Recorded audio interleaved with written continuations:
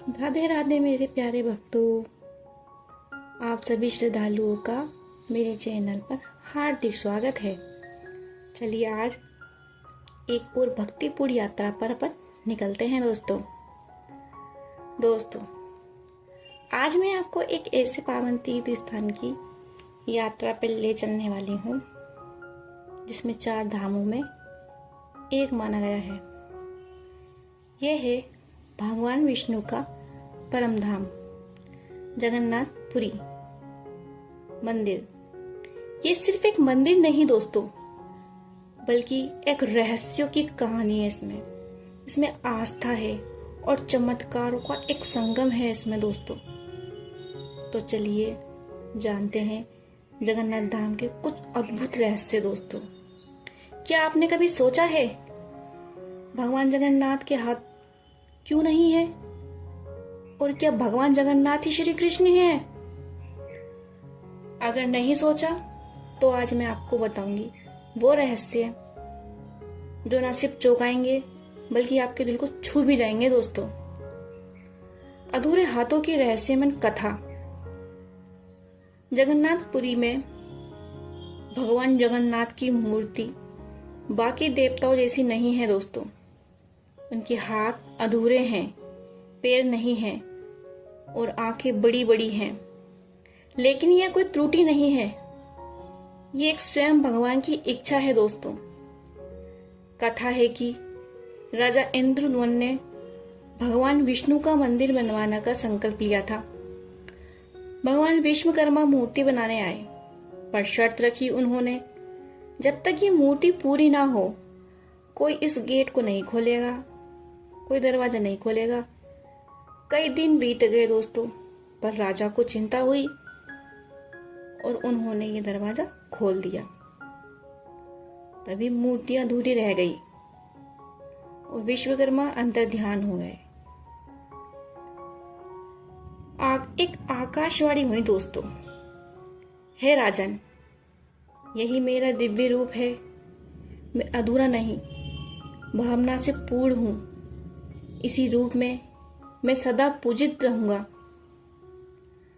इसका आध्यात्मिक भाव भगवान जगन्नाथ का अधूरा रूप सिखाता है दोस्तों कि ईश्वर शरीर में नहीं, प्रेम और भक्ति में बसते हैं दोस्तों। उनकी बड़ी बड़ी आंखें कहती हैं, मैं हर पल तुम्हें देख रहा हूँ मेरे भक्त। उनके अधूरे हाथ कहते हैं, मैं हर जाति, हर रूप, हर मनुष्य को गले लगाने को तैयार हूँ। भगवान जगन्नाथ कौन है दोस्तों? भगवान जगन्नाथ का अर्थ होता है जग, दुनिया के नाथ, स्वामी, यानी संपूर्ण ब्रह्मांड के भगवान। भगवान जगन्नाथ को भगवान विष्णु कृष्ण का रूप भी माना जाता है और ये मुख्य रूप से उड़ीसा के पुरी धाम में पूजे जाते हैं। जगन्नाथपुरी का जगन्नाथ मंदिर दोस्तों पुरी ओडिशा में स्थित है। जगन्नाथ मंदिर भारत के 4 धामों में से एक धाम माना जाता है। इस मंदिर में भगवान जगन्नाथ के साथ उनकी बहन सुभद्रा भी उपस्थित है और भाई बलराम की मूर्ति भी है। ये मूर्तियां लकड़ी की बनी हुई हैं दोस्तों, और हर साल 12 से 19 साल में इन्हें बदल दिया जाता है। इसे कहते हैं नवकलेवर, नया शरीर।